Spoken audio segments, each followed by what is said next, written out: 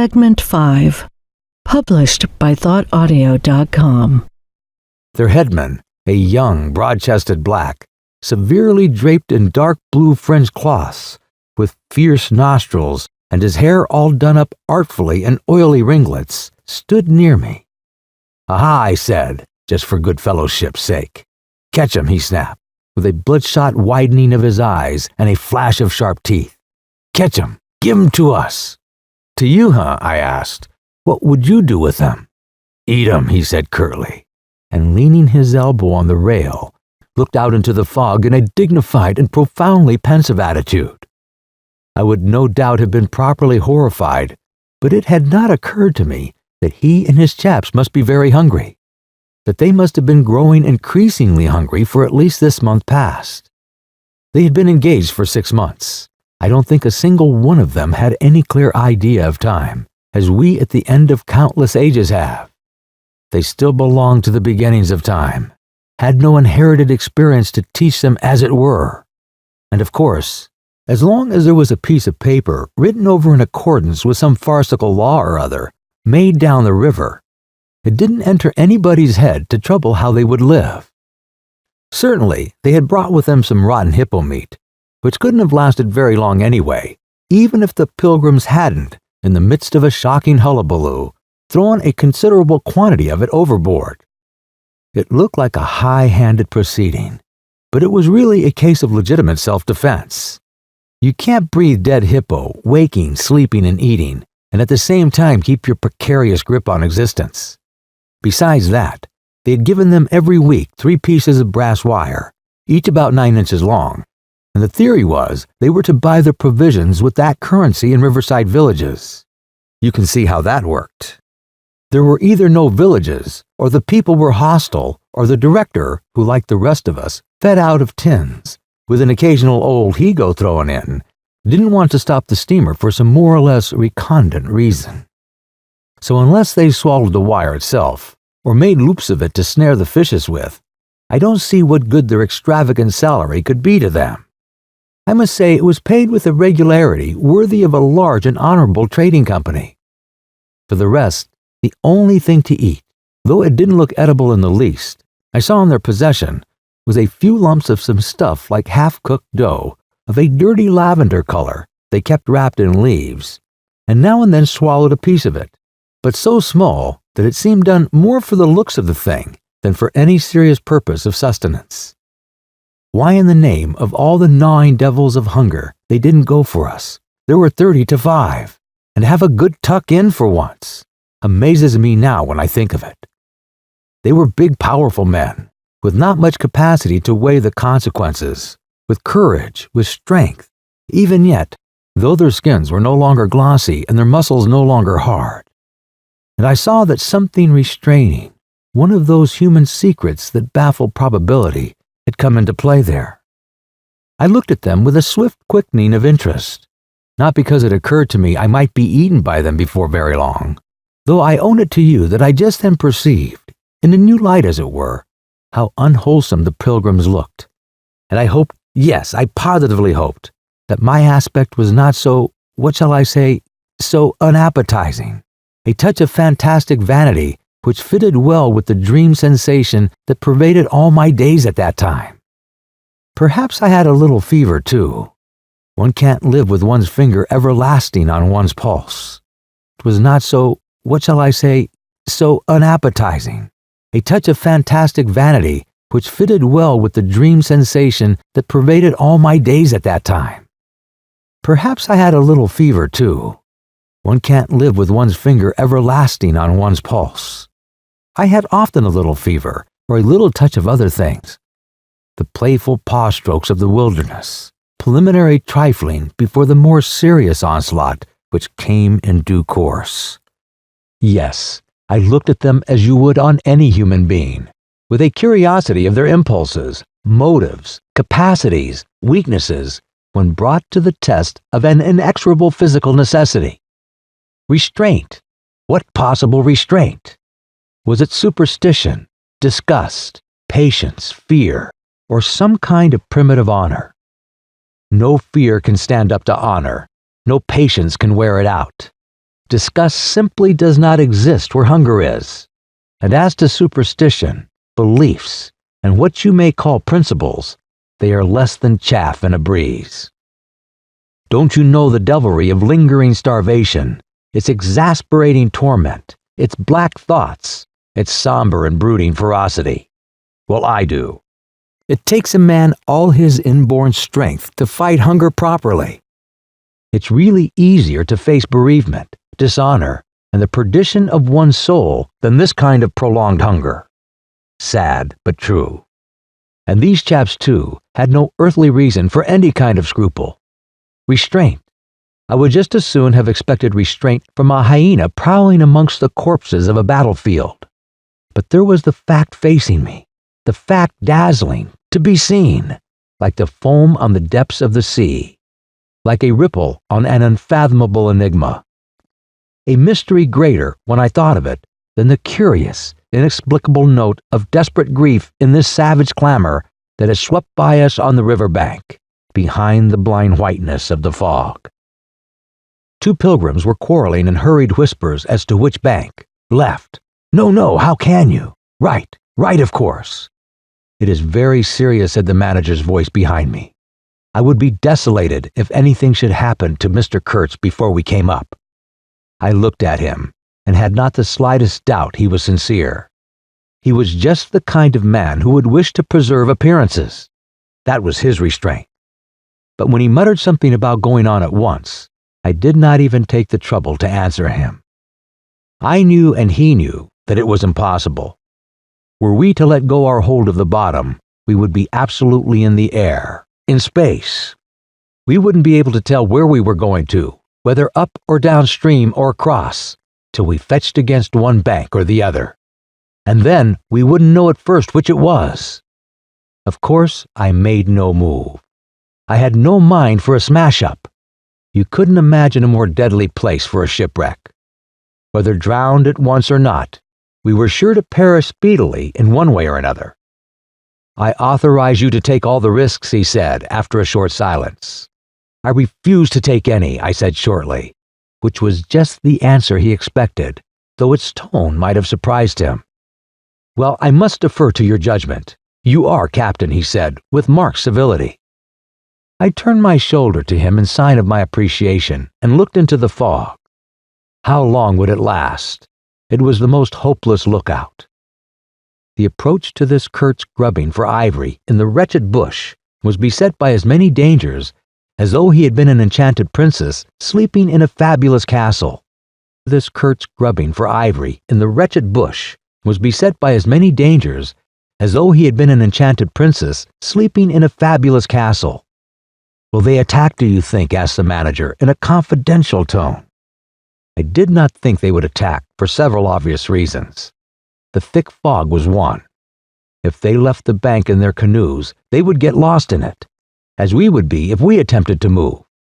Still, I had also judged the jungle of both banks quite impenetrable, and yet eyes were in it, eyes that had seen us. The riverside bushes were certainly very thick, but the undergrowth behind was evidently penetrable. However, during the short lift, I had seen no canoes anywhere in the reach, certainly not abreast of the steamer. What made the idea of attack inconceivable to me was the nature of the noise, of the cries we had heard. They had not the fierce character boding of immediate hostile intention. Unexpected, wild, and violent as they had been, they had given me an irresistible impression of sorrow. The glimpse of the steamboat had for some reason filled those savages with unrestrained grief.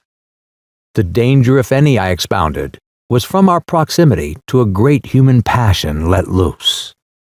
Even extreme grief may ultimately vent itself in violence, but more generally takes the form of apathy. You should have seen the pilgrims stare. They had no heart to grin, or even to revile me.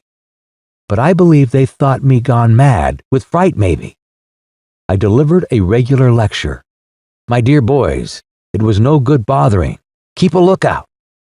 Well, you may guess I watched the fog for signs of lifting as a cat watches a mouse. But for anything else, our eyes were of no more use to us than if we had been buried miles deep in a heap of cotton wool. It felt like it too. Choking, warm, stifling. Besides, all I said, though it sounded extravagant, was absolutely true to fact. What we afterwards alluded to as an attack was really an attempt at repulse. The action was very far from being aggressive. It was not even defensive in the usual sense. It was undertaken under the stress of desperation, and in its essence was purely protective. It developed itself, I should say, 2 hours after the fog lifted, and its commencement was at a spot, roughly speaking, about 1.5 miles below Kurtz's station. We had just floundered and flopped round a bend when I saw an islet, a mere grassy hummock of bright green in the middle of the stream. It was the only thing of the kind, but as we opened the reach more, I perceived it was the head of a long sandbank, or rather of a chain of shallow patches stretching down the middle of the river. They were discolored, just awash, and the whole lot was seen just under the water, exactly as a man's backbone is seen running down the middle of his back under the skin. Now, as far as I did see, I could go to the right or to the left of this. I didn't know either channel, of course. The banks looked pretty well alike.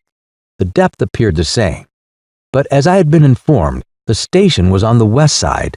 I naturally headed for the western passage.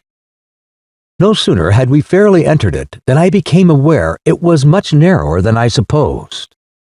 To the left of us, there was the long, uninterrupted shoal, and to the right a high, steep bank heavily overgrown with bushes. Above the bush, the trees stood in serried ranks. The twigs overhung the current thickly, and from distance to distance, a large limb of some tree projected rigidly over the stream. It was then well on in the afternoon, the face of the fort. In this shadow we steamed up, very slowly as you may imagine. I sheered her well inshore, the water being deepest near the bank, as the sounding pole informed me. One of my hungry and forbearing friends was sounding in the bows just below me. This steamship was exactly like a deck scow. On the deck, there were 2 little teakwood houses with doors and windows. The boiler was in the forend, and the machinery right astern. Over the whole, there was a light roof, supported on stanchions. The funnel projected through that roof, and in front of the funnel, a small cabin built of light planks served for a pilot house. It contained a couch, 2 camp stools, a loaded Martini Henry leaning in one corner, a tiny table, and the steering wheel. It had a wide door in front and a broad shutter at each side. All these were always thrown open, of course. I spent my days perched up there on the extreme forend of that roof before the door. At night I slept, or tried to, on the couch. An athletic black belonging to some coast tribe and educated by my poor predecessor was the helmsman. He sported a pair of brass earrings, wore a blue cloth wrapper from the waist to the ankles, and thought all the world of himself. He was the most unstable kind of fool I had ever seen. He steered with no end of a swagger while you were by, but if he lost sight of you, he became instantly the prey of an abject funk, and would let that cripple of a steamboat get the upper hand of him in a minute. I was looking down at the sounding pole and feeling much annoyed to see at each try a little more of it stick out of that river, when I saw my poleman give up the business suddenly and stretch himself flat on the deck without even taking the trouble to haul his pole in. He kept hold on it though, and it trailed in the water. At the same time the fireman, whom I could also see below me, sat down abruptly before his furnace and ducked his head. I was amazed. Then I had to look at the river mighty quick, because there was a snag in the fairway. Sticks, little sticks were flying about, thick. They were whizzing before my nose, dropping below me, striking behind me against my pilot house. All this time the river, the shore, the woods were very quiet, perfectly quiet. I could only hear the heavy splashing thump of the stern wheel and the patter of these things. We cleared the snag clumsily. Arrows, by Jove! We were being shot at! I stepped in quickly to close the shutter on the land side. That fool helmsman, his hands on the spokes, was lifting his knees high, stamping his feet, champing his mouth like a reined-in horse. Confound him! And we were staggering within 10 feet of the bank. I had to lean right out to swing the heavy shutter, and I saw a face amongst the leaves on the level with my own, looking at me very fierce and steady. And then suddenly, as though a veil had been removed from my eyes, I made out, deep in the tangled gloom, naked breasts, arms, legs, glaring eyes. The bush was swarming with human limbs in movement, glistening of bronze color. The twigs shook, swayed, and rustled. The arrows flew out of them, and then the shutter came to. "Steer her straight," I said to the helmsman. He held his head rigid, face forward, but his eyes rolled. He kept on lifting and setting down his feet gently. His mouth foamed a little. "Keep quiet," I said in a fury. I might just as well have ordered a tree not to sway in the wind. I darted out. Below me, there was a great scuffle of feet on the iron deck. Confused exclamations. A voice screamed, "Can you?" My feet. The pilgrims had opened up with their Winchesters and were simply squirting lead into that bush. A deuce of a lot of smoke came up and drove slowly forward. I swore at it. Now I couldn't see the ripple or the snag either. I stood in the doorway peering, and the arrows came in swarms. They might have been poisoned, but they looked as though they wouldn't kill a cat. The bush began to howl. Our woodcutters raised a warlike whoop. The report of a rifle just at my back deafened me. I glanced over my shoulder, and the pilot house was yet full of noise and smoke when I made a dash at the wheel. The fool Black had dropped everything to throw the shutter open and left off with that Martini Henry. He stood before the wide opening, glaring, and I yelled at him to come back while I straightened the sudden twist out of that steamboat. There was no room to turn, even if I had wanted to. The snag was somewhere very near ahead in that confounded smoke. There was no time to lose. So I just crowded her into the bank, right into the bank, where I knew the water was deep. We tore slowly along the overhanging bushes in a whirl of broken twigs and flying leaves.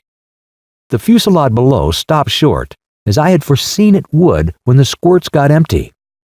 I threw my head back to a glinting whiz that traversed the pilot house, in at one shutter hole and out at the other. Looking past that mad helmsman, who was shaking the empty rifle and yelling at the shore, I saw vague forms of men running bent double, leaping, gliding, distinct, incomplete, evanescent. Something big appeared in the air before the shutter.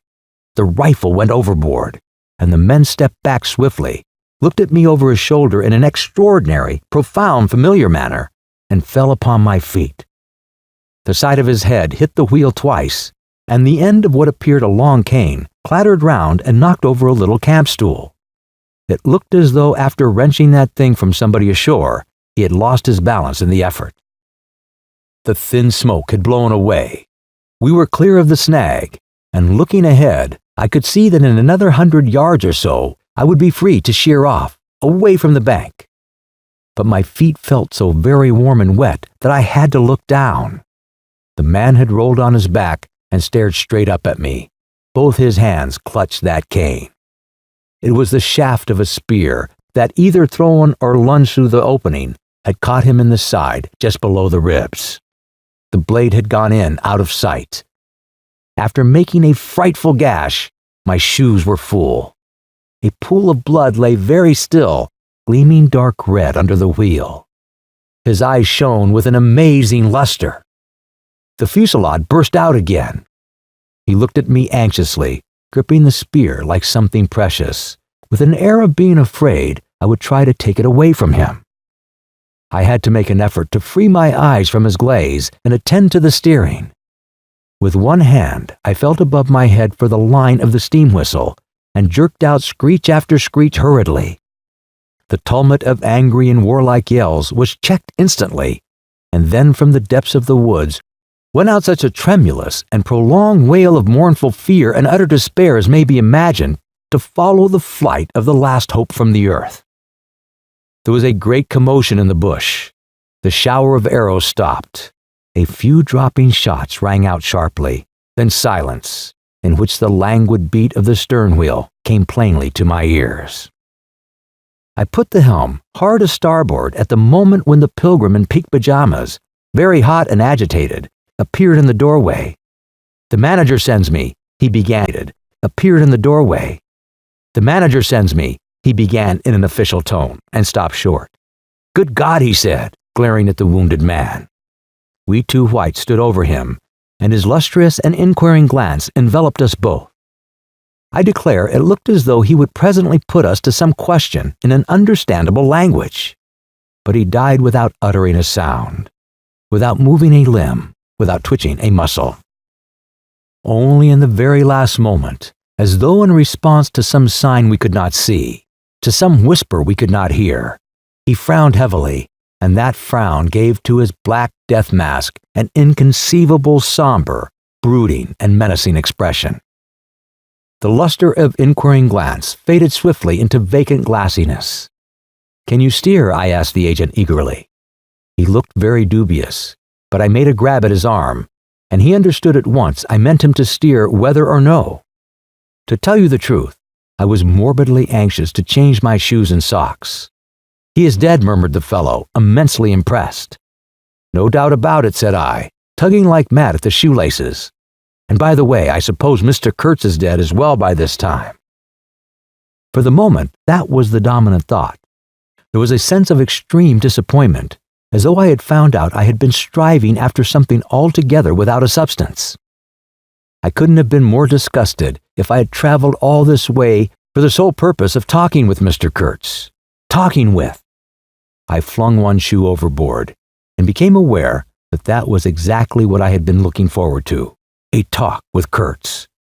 I made the strange discovery that I had never imagined him as doing, but as discoursing. I didn't say to myself, "Now I will never see him," or "Now I will never shake him by the hand," but "Now I will never hear him." The man presented himself as a voice, not of course that I did not connect him with some sort of action.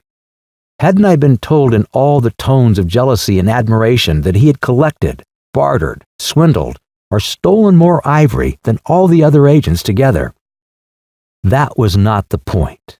The point was in his being a gifted creature, and that of all his gifts, the one that stood out preeminently, that carried with it a sense of real presence, was his ability to talk. His words, the gift of expression, the bewildering, the illuminating, the most exalted, and the most contemptible, the pulsating stream of light, are the deceitful flow from the heart of an impenetrable darkness. The other shoe went flying onto the devil god of that river. I thought, by Jove, it's all over. We are too late. He has vanished. The gift has vanished. By means of some spear, arrow, or club. I will never hear that chap speak after all.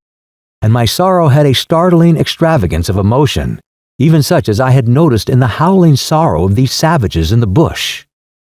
I couldn't have felt more of a lonely desolation somehow had I been robbed of a belief or had missed my destiny in life. Why do you sigh in this beastly way? Somebody. Absurd. Well, absurd. Good Lord. Mustn't a man ever? Here, give me some tobacco.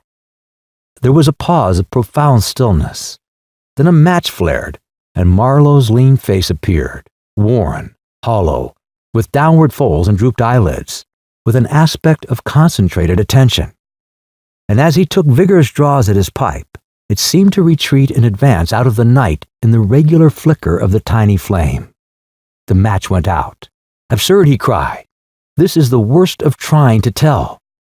Here you all are, each mourner, a policeman round another, excellent appetites, and temperature normal.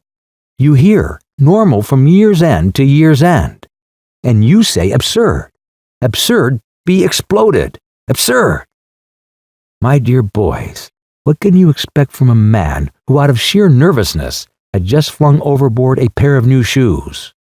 Now that I think of it, it is amazing I did not shed tears. I am, upon the whole, proud of my fortitude. I was cut to the quick at the idea of having lost the inestimable privilege of listening to the gifted Kurtz. Of course, I was wrong. The privilege was waiting for me.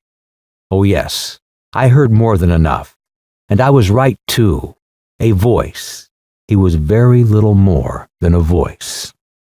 And I heard him, it, this voice, other voices. All of them were so little more than voices. and the memory of that time itself lingers around me, impalpable, like a drying vibration of one immense jabber, silly, atrocious, sordid, savage, or simply mean, without any kind of sense. Voices, voices, even the girl herself, now. He was silent for a long time. I laid the ghost of his gifts at last with a lie he began suddenly. Girl, what? Did I mention a girl? Oh, she is out of it, completely. They, the women I mean, are out of it, should be out of it. We must help them stay in that beautiful world of their own, lest ours gets worse. Oh, she had to be out of it. You should have heard the disinterred body of Mr. Kurtz saying, "My intended." You would have perceived directly then how completely she was out of it. And the lofty frontal bone of Mr. Kurtz.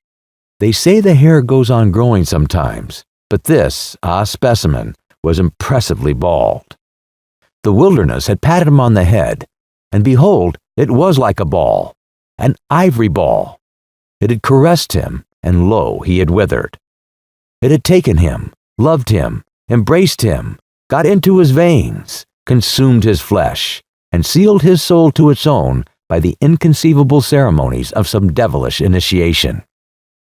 He was its spoiled and pampered favorite. Ivory. Ivory? I should think so. Heaps of it, stacks of it. The old mud shanty was bursting with it. You would think there was not a single tusk left either above or below the ground in the whole country. Mostly fossil, the manager had remarked disparagingly. It was no more fossil than I am, but they call it fossil when it is dug up. It appears these blacks do bury the tusks sometimes, but evidently they couldn't bury this parcel deep enough to save the gifted Mr. Kurtz from his fate. We filled the steamboat with it and had to pile a lot on the deck. Thus he could see and enjoy as long as he could see, because the appreciation of this favor had remained with him to the last. You should have heard him say, "My ivory."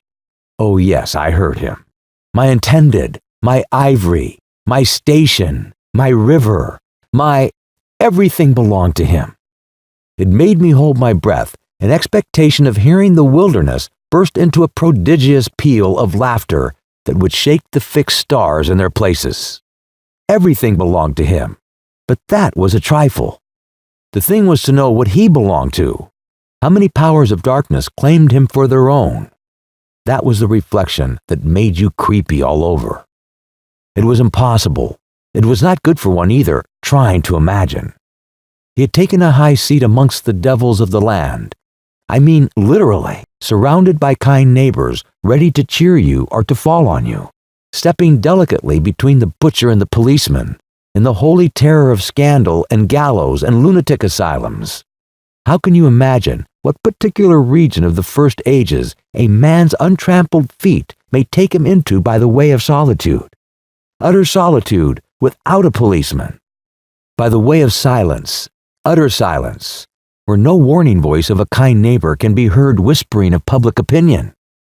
These little things make all the great difference. When they are gone, you must fall back upon your own innate strength, upon your own capacity for faithfulness. Of course, you may be too much of a fool to go wrong, too dull even to know you are being assaulted by the powers of darkness. I take it, no fool ever made a bargain for his soul with the devil. The fool is too much of a fool, or the devil too much of a devil. I don't know which. Or you may be such a thunderingly exalted creature as to be altogether deaf and blind to anything but heavenly sights and sounds. Then the earth for you is only a standing place, and whether to be like this is your loss or gain, I won't pretend to say. But most of us are neither one nor the other.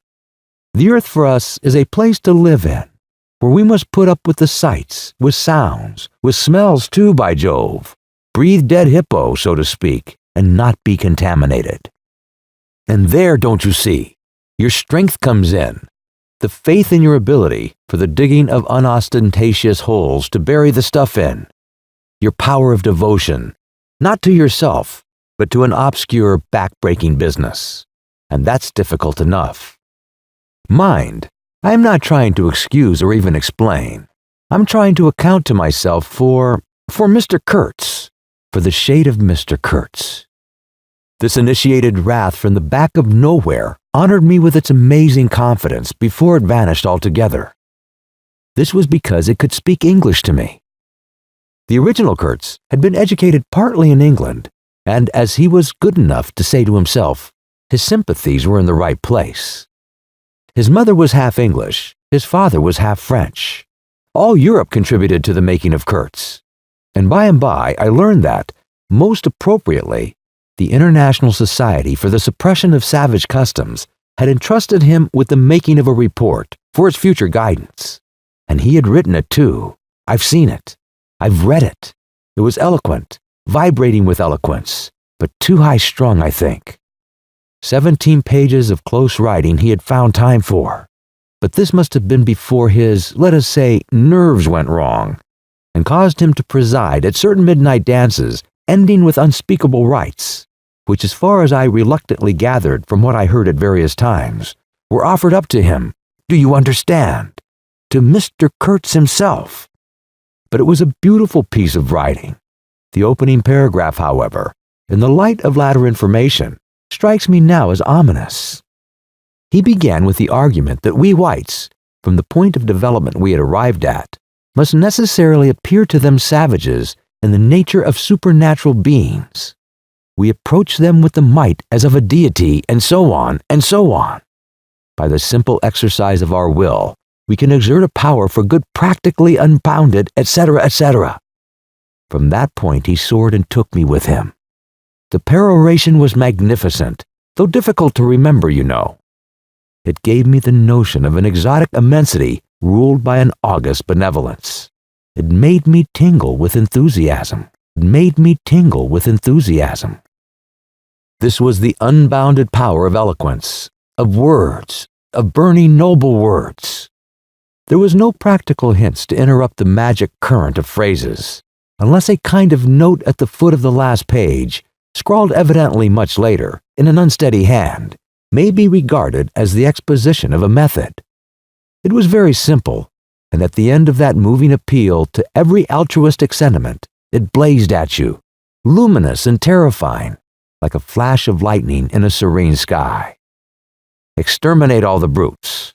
The curious part was that he had apparently forgotten all about that valuable postscriptum, because later on, when he in a sense came to himself, he repeatedly entreated me to take care of my pamphlet, he called it, as it was sure to have in the future a good influence upon his career. I had full information about all these things, and besides, as it turned out, I was to have the care of his memory. I've done enough for it to give me the indisputable right to lay it, if I choose, for an everlasting rest in the dustbin of progress, amongst all the sweepings, and figuratively speaking, all the dead cats of civilization. But then you see, I can't choose. He won't be forgotten. Whatever he was not common. He had the power to charm or frighten rudimentary souls into an aggravated witch dance in his honor. He could also fill the small souls of the pilgrims with bitter misgivings. He had one devoted friend at least, and he had conquered one soul in the world that was neither rudimentary nor tainted with self-seeking. No, I can't forget him, though I am not prepared to affirm the fellow was exactly worth the life we lost in getting to him. I miss my late helmsman awfully. I missed him even while his body was still lying in the pilot house. Perhaps you will think it passing strange, this regret for a savage who was no more account than a grain of sand in a black Sahara. Well, don't you see, he had done something. He had steered. For months I had him at my back, a help, an instrument. It was a kind of partnership. He steered for me. I had to look after him. I worried about his deficiencies. And thus a subtle bond had been created, of which I only became aware when it was suddenly broken. And the intimate profundity of that look he gave me when he received his hurt remains to this day in my memory, like a claim of distant kinship affirmed in a supreme moment. Poor fool!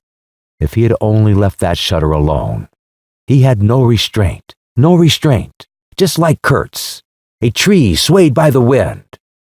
As soon as I had put on a dry pair of slippers, I dragged him out, after first jerking the spear out of his side, which operation I confessed I performed with my eyes shut tight. His heels leaped together over the little doorstep. His shoulders were pressed to my breast. I hugged him from behind desperately. Oh, he was heavy, heavier than any man on earth, I should imagine. Then without more ado, I tipped him overboard. The current snatched him as though he had been a wisp of grass, and I saw the body roll over twice before I lost sight of it forever. All the pilgrims and the manager were then congregated on the awning deck about the pilot house, chattering at each other like a flock of excited magpies, and there was a scandalized murmur at my heartless promptitude. What they wanted to keep that body hanging about for, I can't guess. Embalm it, maybe. But I had also heard another, and a very ominous murmur on the deck below. My friends the woodcutters were likewise scandalized, and with a better show of alone should have him. He had been a very second-rate helmsman while alive, but now he was dead. He might have become a first-class temptation, and possibly caused some startling trouble. Besides, I was anxious to take the wheel, the man in pink pajamas showing himself a hopeless duffer at the business. This I did directly. The simple funeral was over. We were going half speed, keeping right in the middle of the stream, and I listened to the talk about me. They had given up Kurtz. They had given up the station. Kurtz was dead, and the station had been burnt, and so on and so on. The red-haired pilgrim was beside himself with the thought at least this poor Kurtz had been properly revenged. Say, we must have made a glorious slaughter of them in the bush, huh? What do you think? Say! He positively danced, the bloodthirsty little gingery beggar, and he had nearly fainted when he saw the wounded man. I could not help saying, "You made a glorious lot of smoke anyhow." I had seen from the way the tops of the bushes rustled and flew that almost all the shots had gone too high. You can't hit anything unless you take aim and fire from the shoulder. But these chaps fired from the hip with their eyes shut. The retreat, I maintained, and I was right, was caused by the screeching of the steam whistle.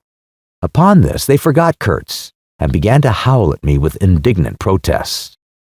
The manager stood by the wheel, murmuring confidently about the necessity of getting well away down the river before dark at all events, when I saw in the distance a clearing on the riverside and the outlines of some sort of building.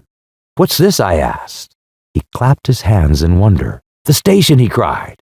I edged in at once, still going half speed. Through my glasses, I saw the slope of a hill interspersed with rare trees and perfectly free from undergrowth. A long decaying building on the summit was half buried in the high grass. The large holes in the peak roof gaped back from afar. The jungle and the woods made a background. There was no enclosure or fence of any kind, but there had been one apparently, for near the house, half a dozen slim posts remained in a row, roughly trimmed, and with their upper ends ornamented with round carved balls. The rails, or whatever there had been between, had disappeared. Of course, the forest surrounded all that.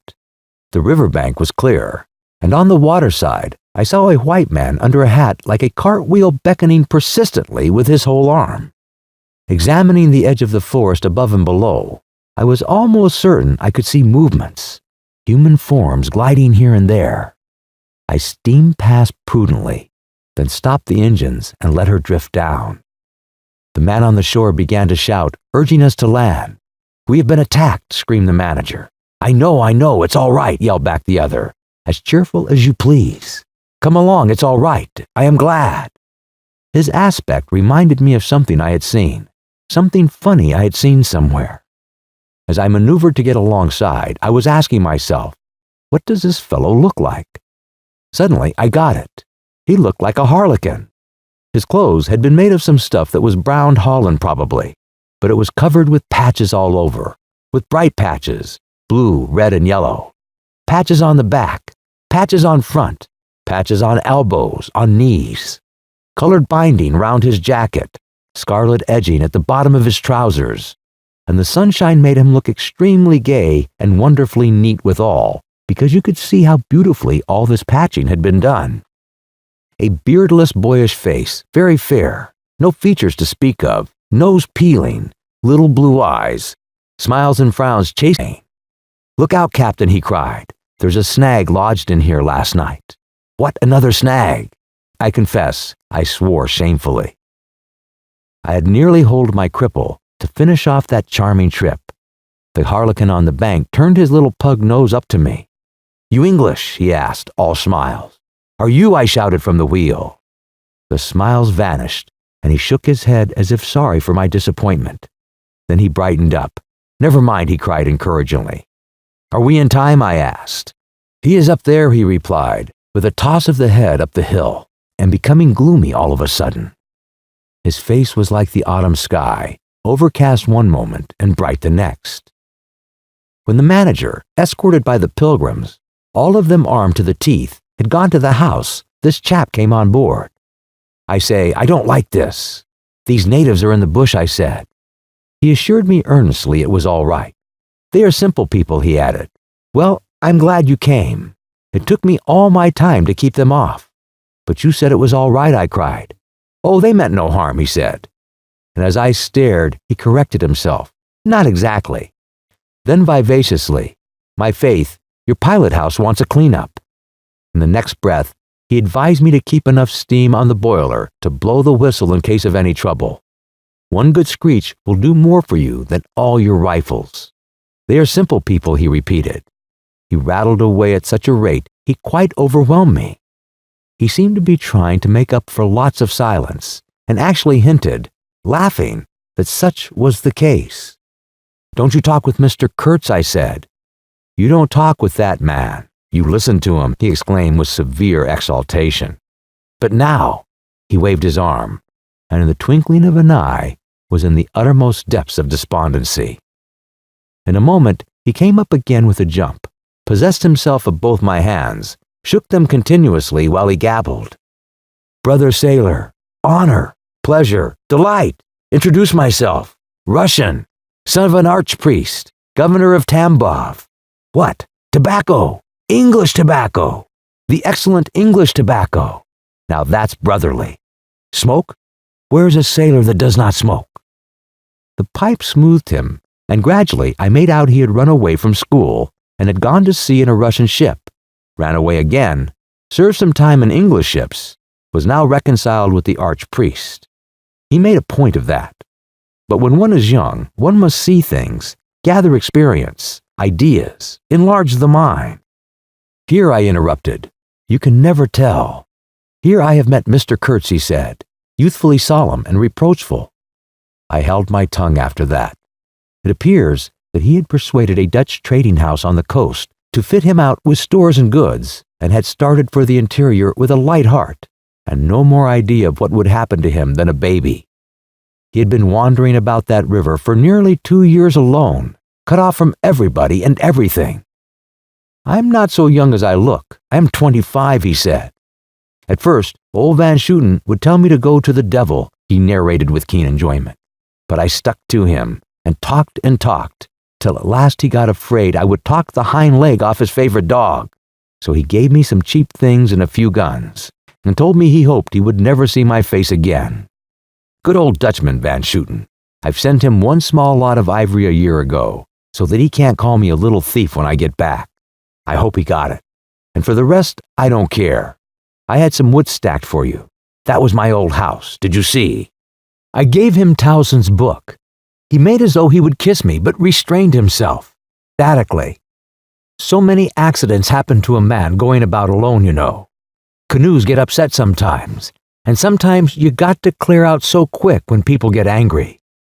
He thumbed the pages. "You made notes in Russian?" I asked. He nodded. "I thought they were written in cipher," I said. He laughed, then became serious. "I had lots of trouble to keep those people off," he said. "Did they want to kill you?" I asked. "Oh no," he cried, and checked himself. "Why did they attack us?" I pursued. He hesitated, then said shamefacedly, "They don't want him to go." "Don't they?" I said curiously. He nodded a nod full of mystery and wisdom. "I tell you," he cried, "this man has enlarged my mind." He opened his arms wide, staring at me with his little blue eyes that were perfectly round. The end of Part 5. Please continue to Part 6. Published by thoughtaudio.com. He cried, "This man has enlarged my mind." He opened his arms wide, staring at me with his little blue eyes that were perfectly round. Segment 6. Published by thoughtaudio.com. Chapter 3. I looked at him, lost in astonishment. There he was before me, in motley, as though he had absconded from a troop of mimes, enthusiastic, fabulous. His very existence was improbable, inexplicable, and altogether bewildering. He was an insoluble problem. It was inconceivable how he had existed, how he had succeeded in getting so far, how he had managed to remain, why he did not instantly disappear.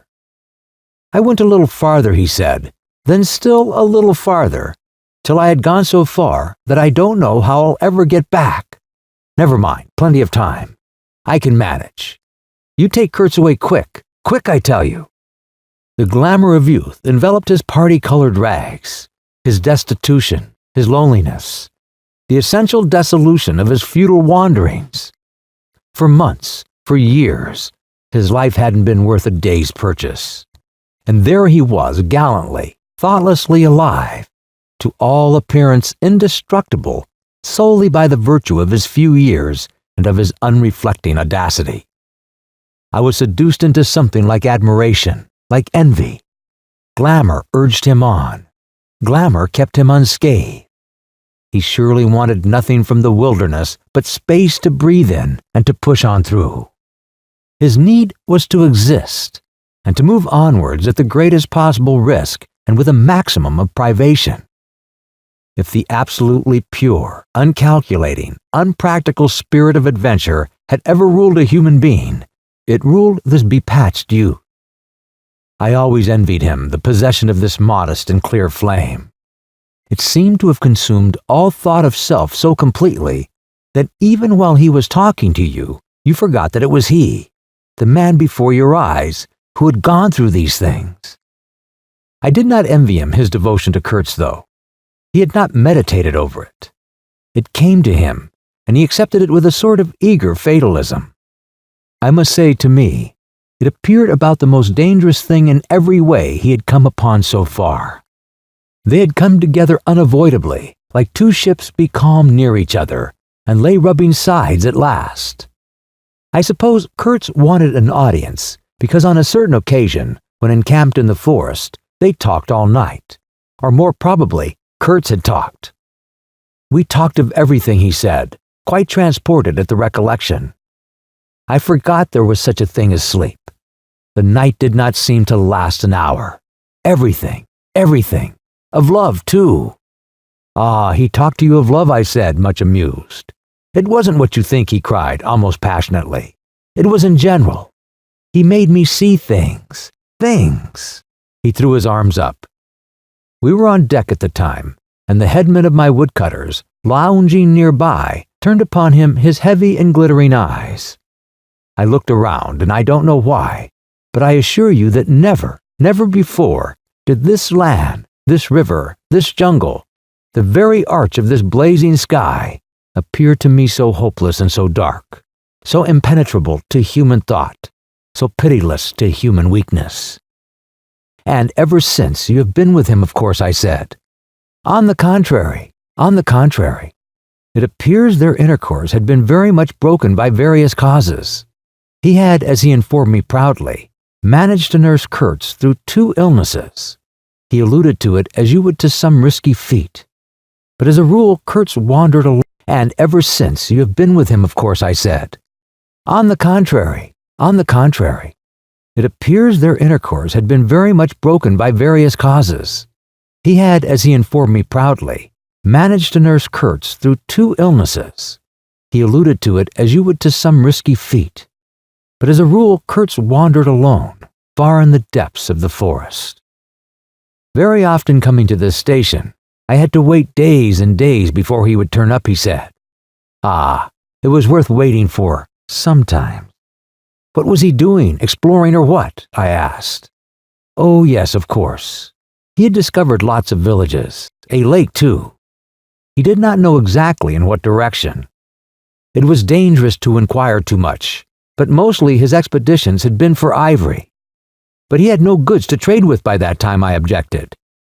There's a good lot of cartridges left over yet, he answered, looking away. To speak plainly, he raided the country, I said. He nodded. Not alone, surely. He muttered something about the villages round the lake. Kurtz got the tribe to follow him, did he? I suggested.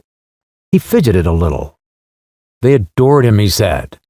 The tone of these words was so extraordinary that I looked at him searchingly. It was curious to see his mingled eagerness and reluctance to speak of Kurtz. The man filled his life, occupied his thoughts, swayed his emotions. What can you expect, he burst out. He came to them with thunder and lightning, you know, and they had never seen anything like it, and very terrible. He could be very terrible. You can't judge Mr. Kurtz as you would an ordinary man. No, no, no. Now, just to give you an idea, I don't mind telling you. He wanted to shoot me too one day, but I don't judge him. Shoot you, I cried. What for?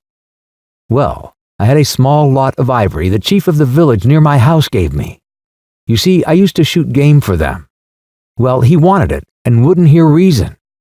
He declared he would shoot me unless I gave him the ivory and then cleared out of the country because he could do so and had a fancy for it. And there was nothing on earth to prevent him killing whom he jolly well pleased. And it was true, too. I gave him the ivory. What did I care? But I didn't clear out. No, no. I couldn't leave him. I had to be careful, of course, till we got friendly again for a time. He had a second illness then. Afterwards, I had to keep out of the way, but I didn't mind. He was living for the most part in those villages on the lake. When he came down to the river, sometimes he would take to me, and sometimes it was better for me to be careful. This man suffered too much. He hated all this, and somehow he couldn't get away. When I had a chance, I begged him to try and leave while there was still time. I offered to go back with him, and he would say yes, and then he would remain, go off on another ivory hunt, disappear for weeks, forget himself amongst these people, forget himself, you know. Why, he's mad, I said. He protested indignantly. Mr. Kurtz couldn't be mad. If I had heard him talk only 2 days ago, I wouldn't dare hint at such a thing. I had taken up my binoculars while we talked and was looking at the shore, sweeping the limit of the forest at each side and at the back of the house. The consciousness of there being people in that bush, so silent, so quiet, as silent and quiet as the ruined house on the hill, made me uneasy.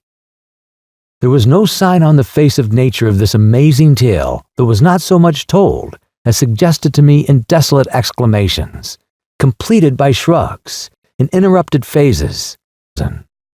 They looked with the air of hidden knowledge, of patient expectation, of unapproachable silence. The Russian was explaining to me that it was only lately that Mr. Kurtz had come down to the river, bringing along with him all the fighting men of that lake tribe. He had been absent for several months, getting himself adored, I suppose, and had come down unexpectedly with the intention to all appearance of making a raid either across the river or downstream. Evidently, the appetite for more ivory had got the better of the, what shall I say, less material aspirations. However, he had got much worse suddenly. I heard he was lying helpless, and so I came up, took my chance, said the Russian. Oh, he is bad, very bad, I directed my glass to the house. There were no signs of life, but there was the ruined roof, the long mud wall peeping above the grass, with 3 little square window holes, no 2 of the same size. All this brought within the reach of my hand, as it were. And then I made a brisk movement, and one of the remaining posts of that vanished fence leaped up in the field of my glass. Remember, I told you I had struck at the distance by certain attempts at ornamentation, rather remarkable in the ruinous aspects of the place. Now I had suddenly a nearer view, and its first result was to make me throw my head back as if before a blow. Then I went carefully from post to post with my glass, and I saw my mistake. These round knobs were not ornamental but symbolic. They were expressive and puzzling, striking and disturbing. Food for thought, and also for the vultures if there had been any looking down from the sky. But at all events, for such ants as were industrious enough to ascend the pole. They would have been even more impressive, those heads on the stakes, if their faces had not been turned to the house. Only one, the first I had made out, was facing my way. I was not so shocked as you may think. The start back I had given was really nothing but a movement of surprise. I had expected to see a knob of wood there, you know. I returned deliberately to the first I had seen, and there it was, black, dried, sunken, with closed eyelids, a head that seemed to sleep at the top of that pole, and with the shrunken dry lips showing a narrow white line of the teeth, was smiling too, smiling continuously at some endless and jocose dream of that eternal slumber. I am not disclosing any trade secrets. In fact, the manager said afterwards that Mr. Kurtz's methods had ruined the district. I have no opinion on that point, but I want you clearly to understand that there was nothing exactly profitable in these heads being there. They only showed that Mr. Kurtz lacked restraint in the gratification of his various lusts, that there was something wanting in him, some small matter which, when the pressing need arose, could not be found under his magnificent eloquence. Whether he knew of this deficiency himself, I can't say. I think the knowledge came to him at last, only at the very last. But the wilderness had found him out early, and had taken on him a terrible vengeance for the fantastic invasion. I think it had whispered to him things about himself which he did not know, things of which he had no conception till he took counsel with this great solitude, and the whisper had proved irresistibly fascinating. It echoed loudly within him because he was hollow at the core. I put down the glass, and the head that had appeared near enough to be spoken to seemed at once to have leaped away from me into inaccessible distance. The admirer of Mr. Kurtz was a bit crestfallen. In a hurried, indistinct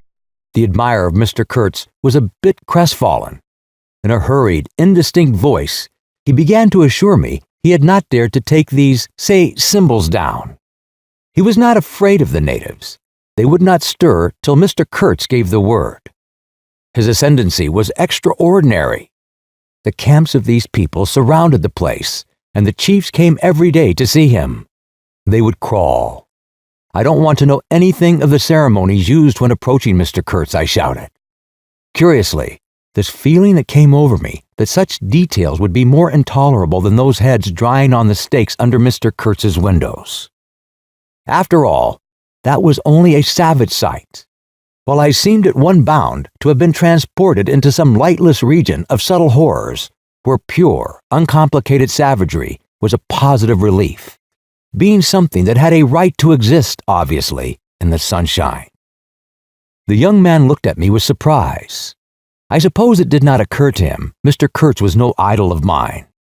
He forgot I hadn't heard any of these splendid monologues on, what was it? On love, justice, conduct of life, or whatnot.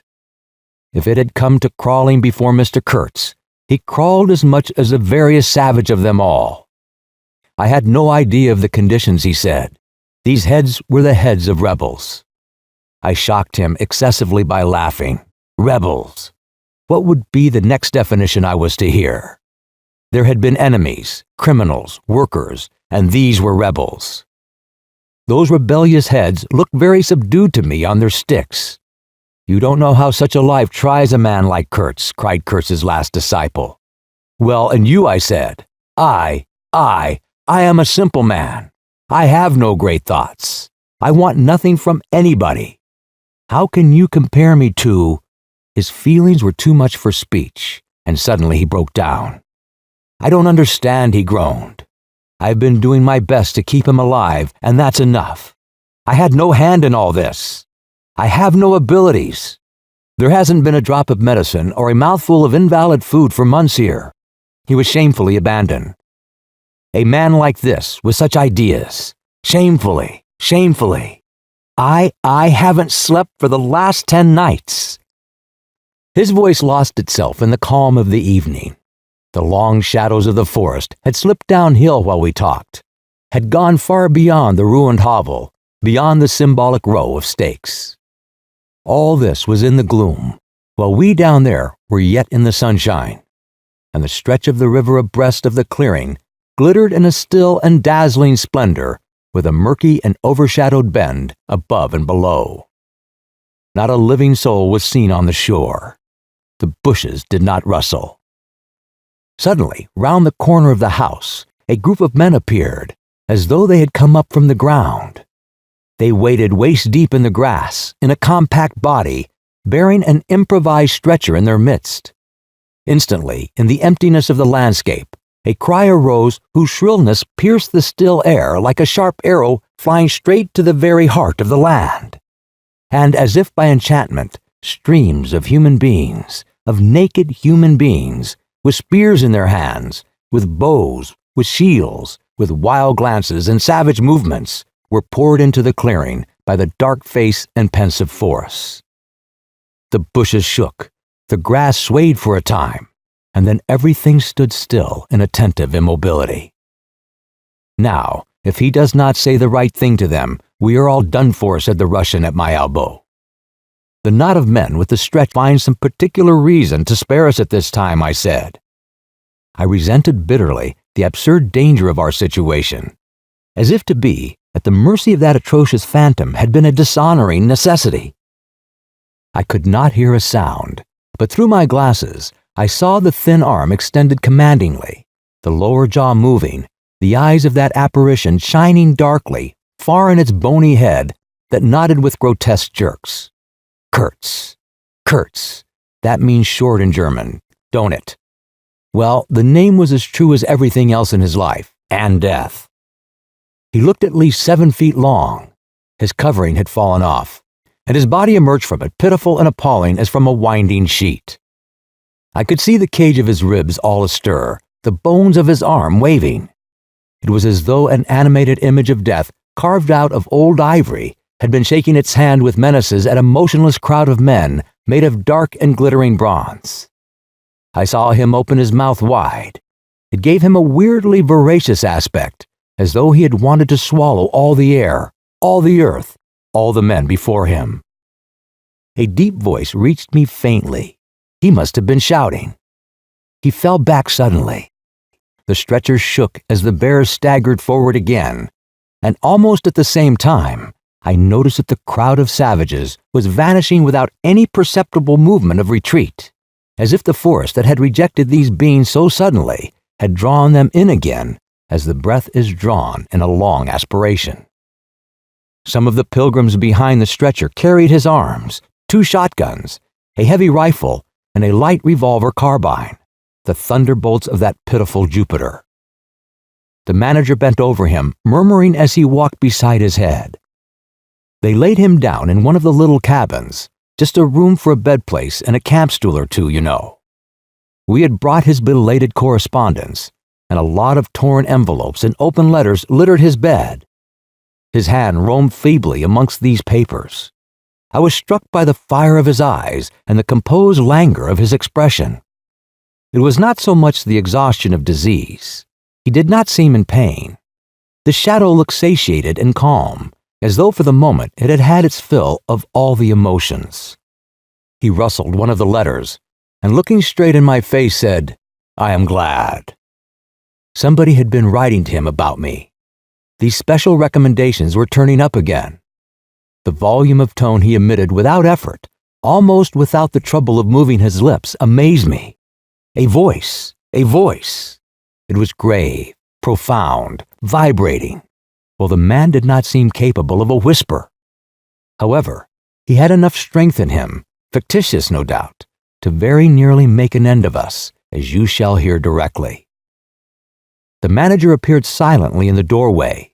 I stepped out at once, and he drew the curtain after me. The Russian, eyed curiously by the pilgrims, was staring at the shore. I followed the direction of his glance. Dark human shapes could be made out in the distance, flitting indistinctively against the gloomy border of the forest, and near the river 2 bronze figures, leaning on tall spears, stood in the sunlight under the fantastic headdresses of spotted skins, warlike and still in statuesque repose. And from right to left along the lighted shore moved a wild and gorgeous apparition of a woman. She walked with measured steps, draped its striped and fringed cloths, treading the earth profoundly with a slight jingle and flash of barbarous ornaments. She carried her head high. Her hair was done in the shape of a helmet with barbarous ornaments. She carried her head high. Her hair was done in the shape of a helmet.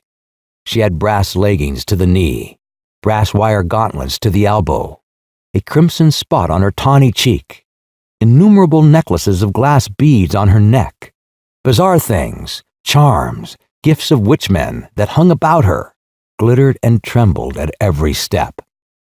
She must have had the value of several elephant tusks upon her. She was savage and superb, wild-eyed and magnificent. There was something ominous and stately in her deliberate progress.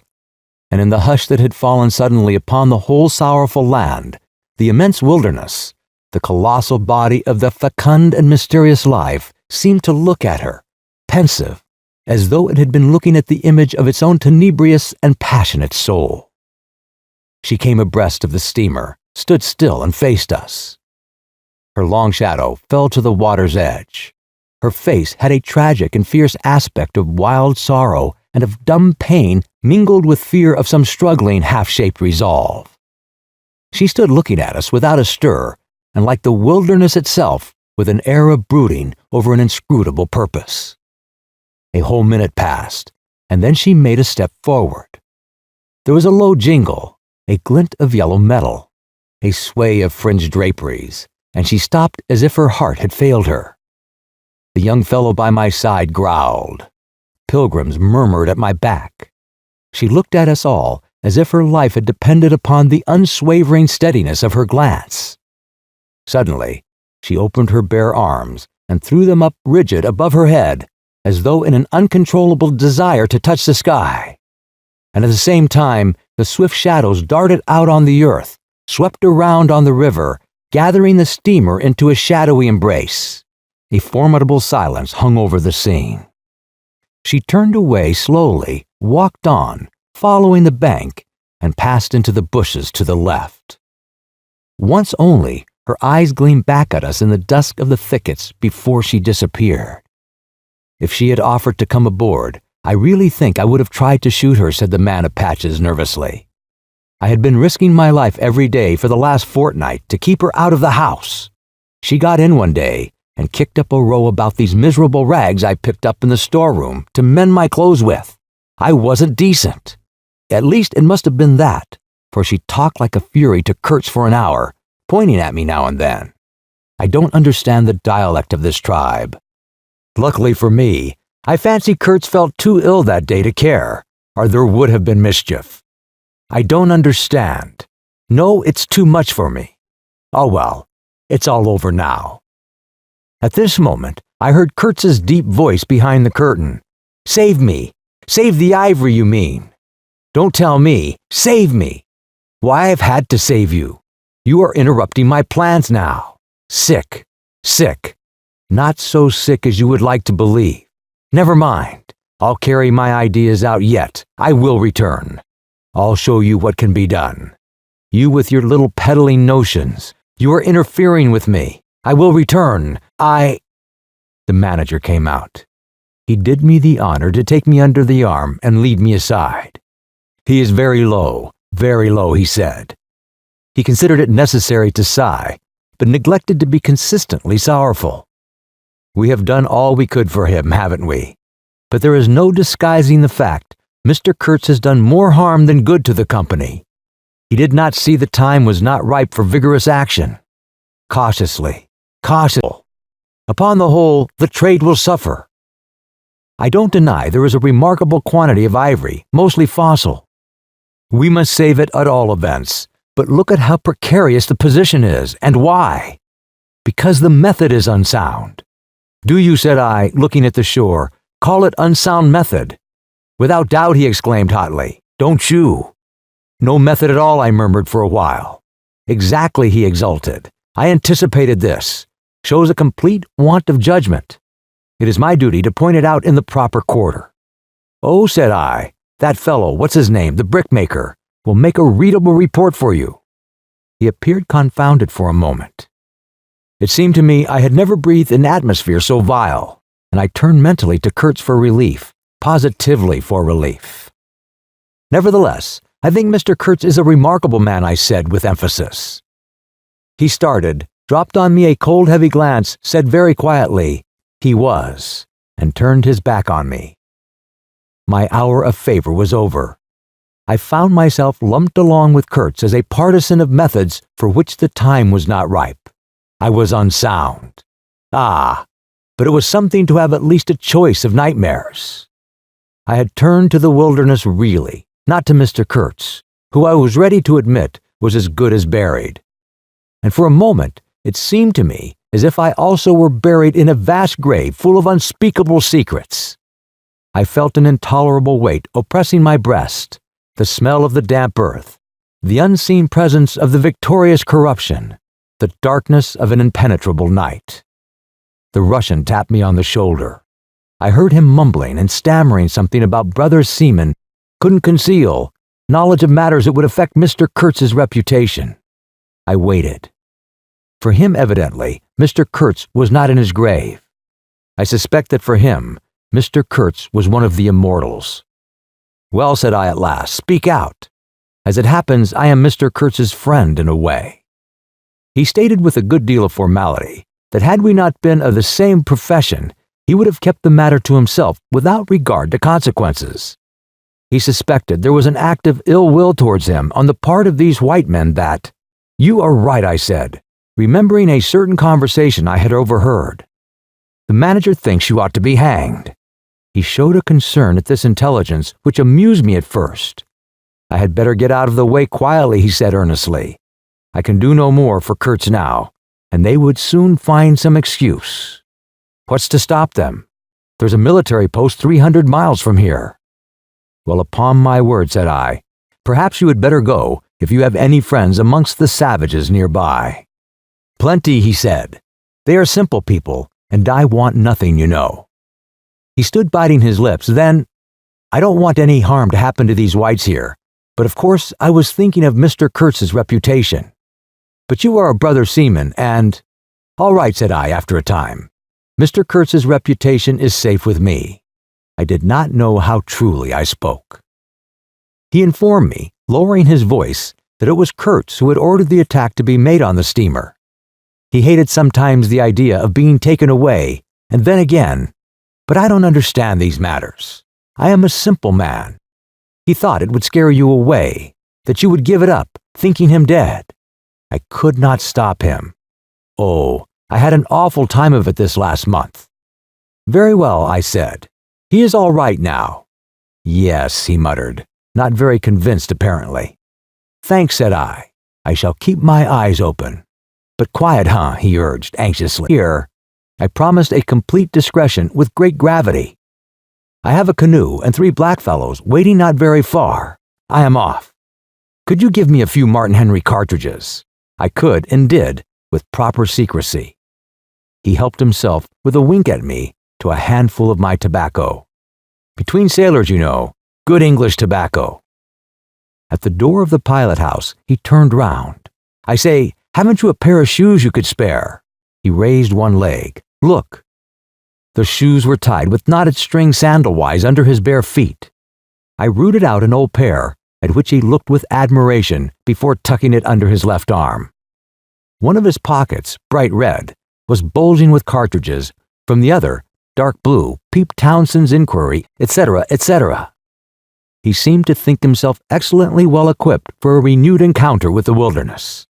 I'll never meet such a man again.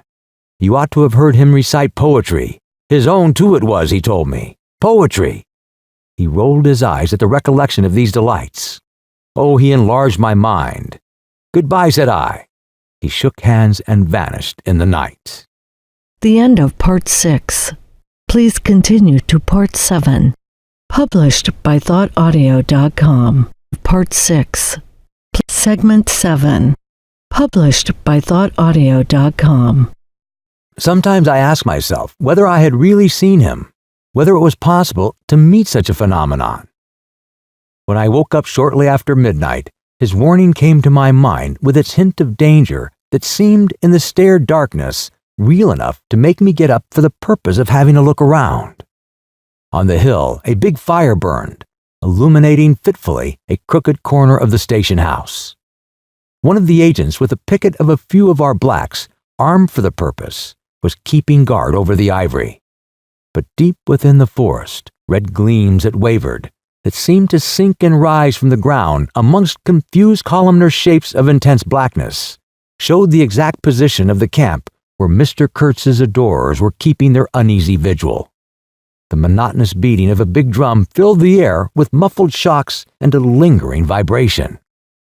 A steady droning sound of many men chanting each to himself some weird incantation came out from the black, flat wall of the woods as the humming of bees come out of a hive, and had a strange narcotic effect upon my half-awake senses. I believe I dozed off, leaning over the rail, till an abrupt burst of yells, an overwhelming outbreak of a pent-up and mysterious frenzy, woke me in a bewildered wonder. It was cut short all at once, and the low droning went on with an effect of audible and soothing silence. I glanced casually into the little cabin. A light was burning within, but Mr. Kurtz was not there. I think I would have raised an outcry if I had believed my eyes, but I didn't believe them at first. The thing seemed so impossible. The fact is, I was completely unnerved by a sheer blank fright, pure abstract terror, unconnected with any distinct shape of physical danger.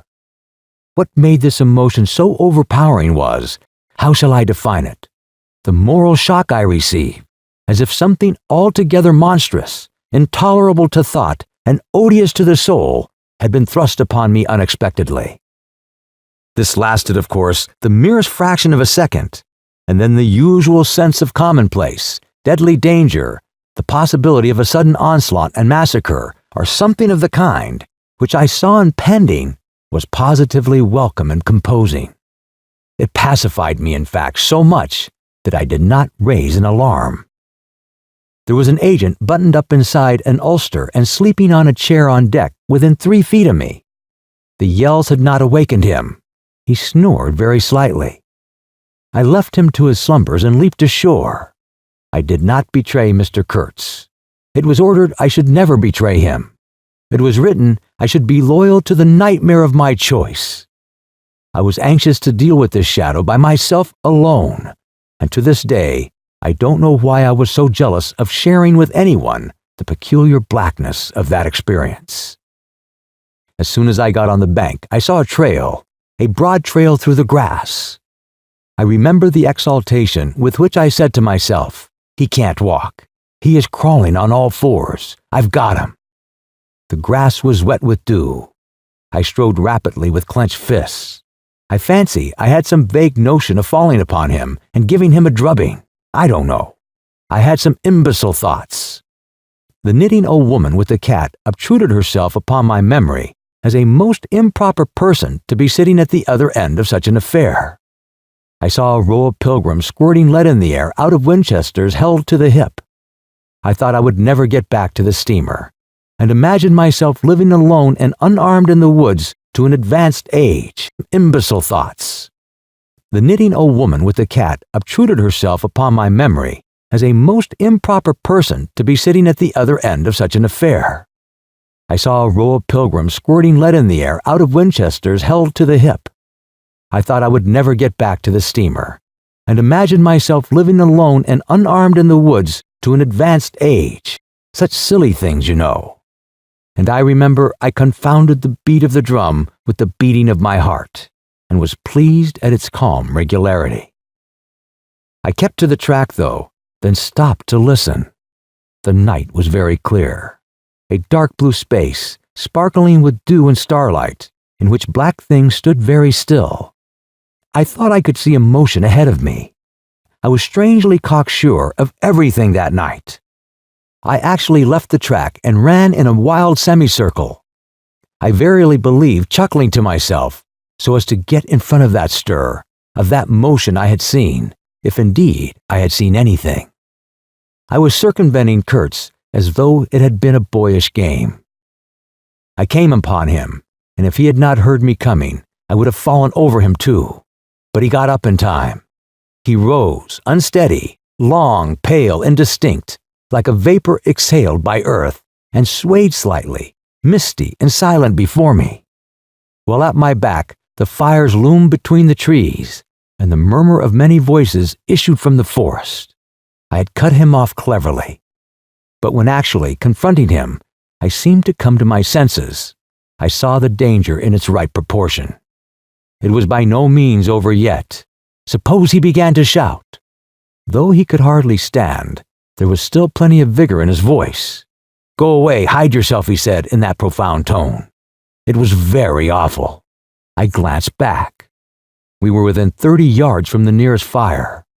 A black figure stood up, strode on long black legs, waving long black arms across the glow. It had horns, antelope horns, I think, on its head. Some sorcerer, some witchman, no doubt. It looked fiend-like enough. "Do you know what you are doing?" I whispered. "Perfectly," he answered, raising his voice for that single word. It sounded to me far off and yet loud, like a hail through a speaking trumpet. If he makes a row, we are lost, I thought to myself. This clearly was not a case for fisticuffs, even apart from the very natural aversion I had to beat that shadow, this wandering and tormented thing. "You will be lost," I said, "utterly lost. One gets sometimes such a flash of inspiration, you know." I did say the right thing, though indeed he could not have been more irretrievably lost than he was at this very moment, when the foundations of our intimacy were being laid, to endure even to the end, even beyond. "I had immense plans," he muttered irresolutely. "Yes," said I, "but if you try to shout, I'll smash your head with—" There was not a stick or stone near. "I will throttle you for good," I corrected myself. I was on the threshold of great things, he pleaded, in a voice of longing, with a wistfulness of tone that made my blood run cold. "And now for this stupid scoundrel. Your success in Europe is assured in any case," I affirmed steadily. I did not want to have the throttling of him, you understand, and indeed, it would have been very little use for any practical purpose. I tried to break the spell, the heavy, mute spell of the wilderness, that seemed to draw him to the pitiless breast by the awakening of forgotten and brutal instincts, by the memory of gratified and monstrous passions. This alone, I was convinced, had driven him out to the edge of the forest, to the bush, towards the gleam of fires, the throb of drums, the drone of weird incantations. This alone had beguiled his unlawful soul beyond the bounds of permitted aspirations. And don't you see, the terror of the position was not in being knocked on the head, though I had a very lively sense of that danger too, but in this I had to deal with a being to whom I could not appeal in the name of anything high or low. I had, even like the blacks, to invoke him, himself his own exalted and incredible degradation. There was nothing either above or below him, and I knew it. He had kicked himself loose of the earth. Confound the man! He had kicked the very earth to pieces. He was alone, and I before him did not know whether I stood on the ground or floated in the air. I've been telling you what we said, repeating the phrases we pronounce. But what's the good? They were common everyday words, the familiar, vague sounds exchanged on every walking day of life. But what of that? They had behind them, to my mind, the terrific suggestiveness of words heard in dreams, of phrases spoken in nightmares. Soul. If anything had ever struggled with a soul, I am the man. And I wasn't arguing with a lunatic either. Believe me or not, his intelligence was perfectly clear, concentrated, it is true, upon himself with horrible intensity, yet clear. And therein was my only chance, barring, of course, the killing him there and then, which wasn't so good on account of unavoidable noise. But his soul was mad. Being alone in the wilderness, it had looked within itself, and by heavens, I tell you, it had gone mad. I had, for my sins, I suppose, to go through the ordeal of looking into it myself. No eloquence could have been so withering to one's belief in mankind, as his final burst of sincerity. He struggled with himself too. I saw it. I heard it. I saw the inconceivable mystery of a soul that knew no restraint, no faith, and no fear, yet struggling blindly with itself. I kept my head pretty well, but when I had him at last stretched on the couch, I wiped my forehead, while my legs shook under me as though I had carried half a ton on my back down that hill. And yet I had only supported him. His bony arm clasped round my neck, and he was not much heavier than a child. When next day we left at noon, the crowd, of whose presence behind the curtain of trees I had been acutely conscious all the time, flowed out of the woods again, filled the clearing, covered the slope with a mass of naked, breathing, quivering bronze bodies. I steamed up a bit, then swung downstream, and 2,000 eyes followed the evolutions of the splashing, thumping, fierce river demon, beating the water with its terrible tail and breathing black smoke into the air. In front of the first rank, along the river, 3 men, plastered with bright red earth from head to foot, strutted to and fro restlessly. When we came abreast again, they faced the river, stamped their feet, nodded their horned heads, swayed their scarlet bodies. They shook towards the fierce river demon a bunch of black feathers, a mangy skin with a pendant tail, something that looked like a dried gourd. They shouted periodically together strings of amazing words that resembled no sounds of human language. And the deep murmurs of the crowd, interrupted suddenly, were like the response of some satanic. We had carried Kurtz into the pilot house. There was more air there. Lying on the couch, he stared through the open shutter. There was an eddy in the mass of human bodies, and the woman with helmeted head and tawny cheeks rushed out to the very brink of the stream. She put out her hands, shouted something, and all that wild mob took up the shout in a roaring chorus of articulated, rapid, breathless utterance. "Do you understand this?" I asked. He kept on looking out past me with fiery, longing eyes, with a mingled expression of wistfulness and hate. He made no answer, but I saw a smile of indefinable meaning appear on his colorless lips that a moment after twitched convulsively. "Do I not?" he said slowly, gasping, as if the words had been torn out of him by a supernatural power. I pulled the string of the whistle, and I did this because I saw the pilgrims on deck getting out their rifles with an air of anticipating a jolly lark. At the sudden screech, there was a movement of abject terror through that wedged mass of bodies. Don't, you frighten them away," cried someone on deck disconsolately. I pulled the string time after time. They broke and ran, they leaped, they crouched, they swerved, they dodged the flying terror of the sound. The 3 red chaps had fallen flat, face down on the shore, as though they had been shot dead. Only the barbarous and superb woman did not so much as flinch, and stretched tragically her bare arms after us over the somber and glittering river. And then that imbecile crowd down on the deck started their little fun, and I could see nothing more for smoke. The brown current ran swiftly out of the heart of darkness, bearing us down towards the sea with twice the speed of our upward progress. And Kurtz's life was running swiftly too, ebbing out of his heart into the sea of inexorable time. The manager was very placid. He had no vital anxieties now. He took us both in with a comprehensive and satisfied glance. The affair had come off as well as could be wished. I saw the time approaching when I would be left alone of the party of unsound method. The pilgrims looked upon me with disfavor. I was, so to speak, numbered with the dead. It is strange how I accepted this unforeseen partnership, this choice of nightmares forced upon me in this tenebrious land invaded by these mean and greedy phantoms.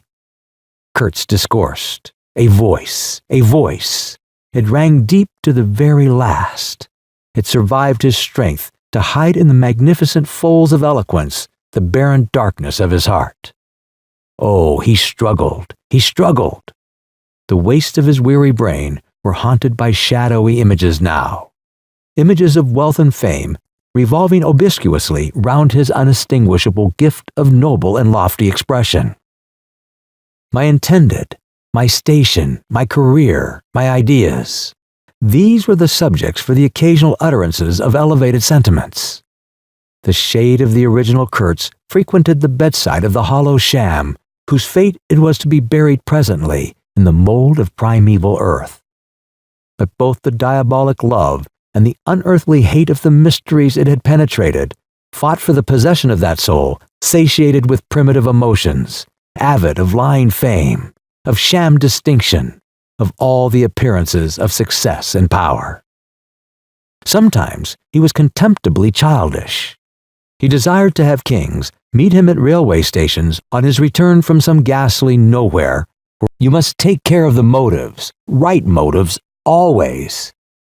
The long reaches that were like one and the same reach, monotonous bends that were exactly alike, slipped past the steamer with their multitude of secular trees looking patiently after this grimly fragment of another world, the forerunner of change, of conquest, of trade, of massacres, of blessings. I looked ahead, piloting. "Close the shutter," said Kurtz suddenly one day. "I can't bear to look at this." I did so. There was a silence. "Oh, but will I wring your heart yet?" he cried at the invisible wilderness. We broke down as I had expected, and had to lie up for repairs at the head of an island. This delay was the first thing that shook Kurtz's confidence. One morning he gave me a packet of papers and a photograph, the lot tied together with a shoestring. "Keep this for me," he said. "This noxious fool," meaning the manager, "is capable of prying into my boxes when I am not looking." In the afternoon I saw him. He was lying on his back with closed eyes, and I withdrew quietly, but I heard him mutter, "Live rightly, die, die." I listened. There was nothing more. Was he rehearsing some speech in his sleep, or was it a fragment of a phrase from some newspaper article? He had been writing for the papers and meant to do so again, for the furthering of my ideas. It's a duty. His was an impenetrable darkness. I looked at him as you peer down a man who is lying at the bottom of a precipice where the sun never shines. But I had not much time to give him, because I was helping the engine driver to take to pieces the leaky cylinders, to straighten a bent connecting rod, and in other such matters. I lived in an infernal mess of rust, filings, nuts, bolts, spanners, hammers, ratchet drills, things I abominate because I don't get on with them. I tended the little forge we fortunately had aboard. I toiled wearily in a wretched scrap heap unless I had the shakes too bad to stand. One evening, coming in with a candle, I was startled to hear him say a little tremulously, "I am lying here in the dark waiting for death." The light was within a foot of his eyes. I forced myself to murmur, "Oh, nonsense," and stood over him as if transfixed. Anything approaching the change that came over his features I had never seen before, and hoped never to see again. Oh, I wasn't touched. I was fascinated. It was as though a veil had been rent. I saw on that ivory face the expression of somber pride, of ruthless power, of craven terror, of an intense and hopeless despair. Did he live his life again in every detail of desire, temptation, and surrender during that supreme moment of complete knowledge? He cried in a whisper at some image, at some vision. He cried out twice, a cry that was no more than a breath. The horror! The horror! I blew the candle out and left the cabin. The pilgrims were dining in the mess room, and I took my place opposite the manager, who lifted his eyes to give me a questioning glance, which I successfully ignored. He leaned back, serene, with that peculiar smile of his, sealing the unexpressed depths of his meanness. A continuous shower of small flies streamed upon the lamp, upon the cloth, upon our hands and faces. Suddenly, the manager's boy put his insolent black head in the doorway and said in a tone of scathing contempt, "Mr. Kurtz, he dead." All the pilgrims rushed us. Suddenly, the manager's boy put his insolent black head in the doorway and said in a tone of scathing contempt, "Mr. Kurtz, he dead." All the pilgrims rushed out to see. I remained and went on with my dinner. I believe I was considered brutally callous. However, I did not eat much. There was a lamp in there, light, don't you know, and outside it was so beastly dark. I went no more near the remarkable man who had pronounced a judgment upon the adventures of his soul on this earth. The voice was gone. What else had been there? But I am of course aware that next day the pilgrim buried something in a muddy hole, and then they very nearly buried me. However, as you see, I did not go to join Kurtz there and then. I did not. I remained to dream the nightmare out to the end and to show my loyalty to Kurtz once more. Destiny. My destiny. Droll thing life is, that mysterious arrangement of merciless logic for a futile purpose. The most you can hope from it is some knowledge of yourself that comes too late, a crop of unextinguishable regrets. I have wrestled with death. It is the most unexciting contest you can imagine. It takes place in an impalpable grayness, with nothing underfoot, with nothing around, without spectators, without clamor, without glory, without the great desire of victory, without the great fear of defeat, in a sickly atmosphere of tepid skepticism, without much belief in your own right, and still less in that of your adversary. If such is the form of ultimate wisdom, then life is a greater riddle than some of us think it to be. I was within a hair's breadth of that last opportunity for pronouncement, and I found with humiliation that probably I would have nothing to say. This is the reason why I affirm that Kurtz was a remarkable man. He had something to say. He said it. Since I had peeped over the edge myself, I understand better the meaning of his stare, that could not see the flame of the candle, but was wide enough to embrace the whole universe, piercing enough to penetrate all the hearts that beat in the darkness. He had summed up. He had judged. The horror. He was a remarkable man. After all, this was the expression of some sort of belief. It had candor. It had conviction. It had a vibrating note of revolt in its whisper. It had the appalling face of a glimpsed truth, the strange commingling of desire and hate. And it is not my own extremity I remember best. A vision of grayness without form filled with physical pain, and a careless contempt for the evanescence of all things, even of this pain itself. No, it is his extremity that I seem to have lived through. True, he had made that last stride. He had stepped over the edge, while I had been permitted to draw back my hesitating foot.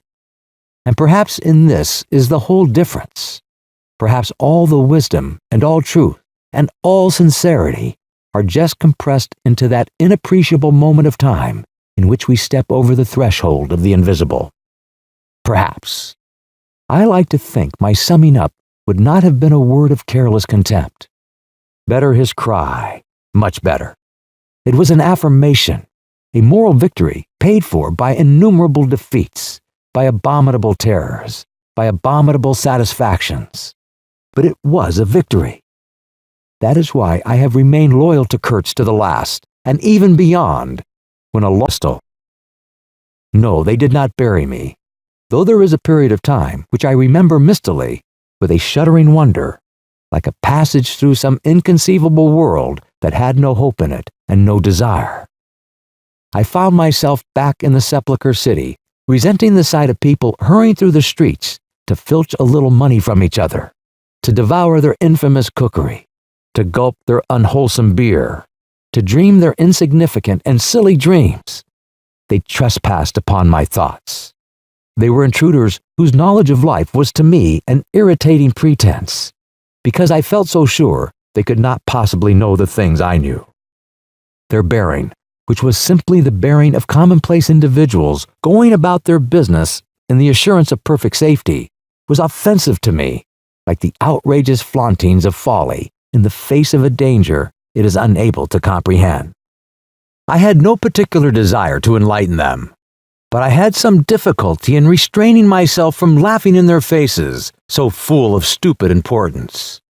I dare say I was not very well at that time. I tottered about the streets. There were various affairs to settle, grinning bitterly at perfectly respectable persons. I admit my behavior was inexcusable, but then my temperature was seldom normal in these days.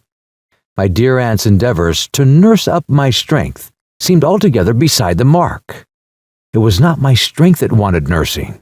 It was my imagination that wanted soothing.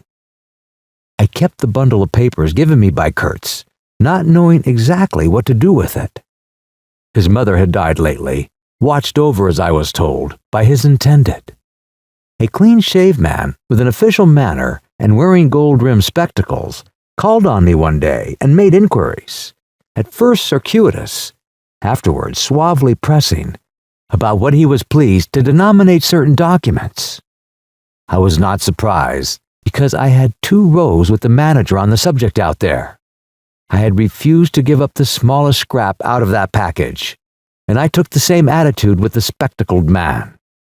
He became darkly menacing at last, and with much heat argued that the company had the right to every bit of information about its territories. And, said he, Mr. Kurtz's knowledge of unexplored regions must have been necessarily extensive and peculiar, owing to his great abilities and to the deplorable circumstances in which he had been placed. Therefore, I assured him Mr. Kurtz's knowledge, however extensive, did not bear upon the problems of commerce or administration.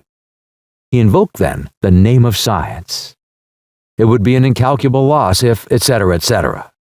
I offered him the report on the suppression of savage customs, with the proscriptum torn off.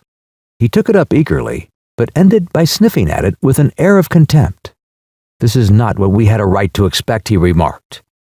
Expect nothing else, I said. There are only private letters. He withdrew upon some threat of legal proceedings, and I saw him no more. But another fellow, calling himself Kurtz's cousin, appeared 2 days later, and was anxious to hear all the details about his dear relative's last moments. Incidentally, he gave me to understand that Kurtz had been essentially a great musician.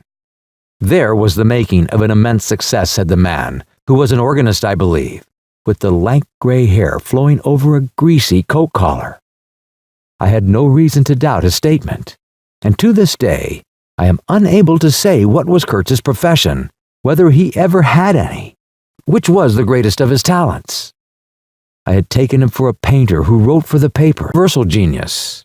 On that point I agreed with the old chap, who thereupon blew his nose noisily into a large cotton handkerchief and withdrew in senile agitation, bearing off some family letters and memoranda without importance. Ultimately, a journalist anxious to know something of the fate of his dear colleague turned up. This visitor informed me Mr. Kurtz's proper sphere ought to have been politics on the popular side. He had furry straight eyebrows, bristling hair cropped short, an eyeglass on a broad ribbon, and becoming expansive, confessed his opinion that Kurtz really couldn't write a bit. But heavens, how that man could talk! He electrified large meetings. He had faith, don't you see? He had faith. He could get himself to believe anything. Anything. He would have been a splendid leader of an extreme party. What party, I asked. Any party, answered the other. He was an extremist. Did I not think so? I assented. Did I know, he asked, with a sudden flash of curiosity, what it was that had induced him to go out there? Yes, said I, and forthwith handed him the famous report for publication, if he thought fit. He glanced through it hurriedly, mumbling all the time, judged it would do, and took himself off with his plunder. Thus I was left at last with a slim packet of letters and the girl's portrait. She struck me as beautiful. She had a beautiful expression. I know that the sunlight can be made to lie too, yet one felt that no manipulation of light and pose could have conveyed the delicate shade of truthfulness upon these features. She seemed ready to listen without mental reservation, without suspicion, without a thought for herself. I concluded I would go and give her back her portrait and those letters myself. Curiosity? Yes, and also some other feelings perhaps. All that had been Kurtz's had passed out of my hands. His soul, his body, his station, his plans, his ivory, his career.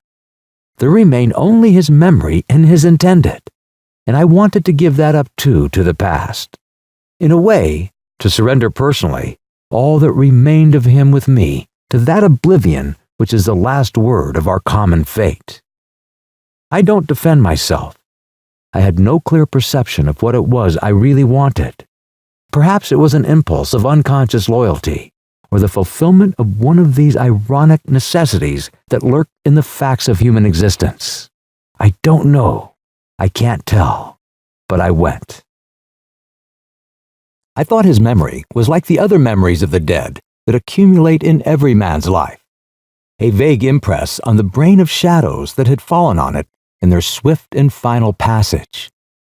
But before the high and ponderous door, between the tall houses of a street as still and decorous as a well-kept alley in a cemetery, I had a vision of him on the stretcher, opening his mouth voraciously, as if to devour all the earth with all its mankind. He lived then before me. He lived as much as he had ever lived. A shadow insatiable of splendid appearances, of frightful realities. A shadow darker than the shadow of the night, and draped nobly in the folds of a gorgeous eloquence. The vision seemed to enter the house with me, the stretcher, the phantom bearers, the wild crowd of obedient worshippers, the gloom of the forest, the glitter of the reach between the murky bends, the beat of the drum, regular and muffled like the beating of a beat of the drum, regular and muffled like the beating of a heart, the heart of a conquering darkness. It was a moment of triumph for the wilderness, an invading and vengeful rush which, it seemed to me, I would have to keep back alone for the salvation of another soul. And the memory of what I had heard him say afar there, with the horned shape stirring at my back in the glow of fires within the patient woods, those broken phrases came back to me, were heard again in their ominous and terrifying simplicity. I remembered his abject pleading, his abject threats, the colossal scale of his vile desires, the meanness, the torment, the tempestuous anguish of his soul. And later on, I seemed to see his collected languid manner, when he said one day, "This lot of ivory now is really mine. The company did not pay for it. I collected it myself at a very great personal risk. I'm afraid they will try to claim it as theirs, though. It is a difficult case. What do you think I ought to do? Resist, eh? I want no more than justice." He wanted no more than justice. No more than justice. I rang the bell before a mahogany door on the first floor, and while I waited, he seemed to stare at me out of the glassy panel. Stare with that wide and immense stare, embracing, condemning, loathing all the universe. I seemed to hear the whispered cry, "The whore! The whore!" The dusk was falling. I had to wait in a lofty drawing room with 3 long windows from floor to ceiling that were like 3 luminous and bed-draped columns.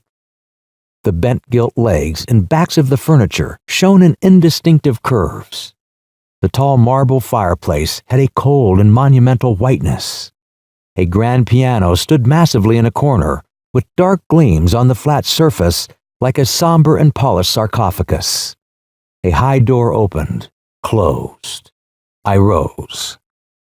She came forward, all in black, with a pale head, floating towards me in the dusk. She was in mourning. It was more than a year since his death, more than a year since the news came. She seemed as though she would remember and mourn forever. She took both my hands in hers and murmured, "I had heard you were coming." I noticed she was not very young. I mean, not girlish. She had a mature capacity for fidelity, for belief, for suffering. The room seemed to have grown darker, as if all the sad light of the cloudy evening had taken refuge on her forehead. This fair hair, this pale visage, this pure brow, seemed surrounded by an ashy halo from which the dark eyes looked out at me. Their glance was guileless, profound, confident, and trustful. She carried her sorrowful head as though she were proud of that sorrow, as though she would say, I alone, how to mourn for him as he deserves. But while we were still shaking hands, such a look of awful desolation came upon her face that I perceived she was one of those creatures that are not the playthings of time. For her, he had died only yesterday, and by Jove, the impression was so powerful that for me too he seemed to have died only yesterday, nay, this very minute.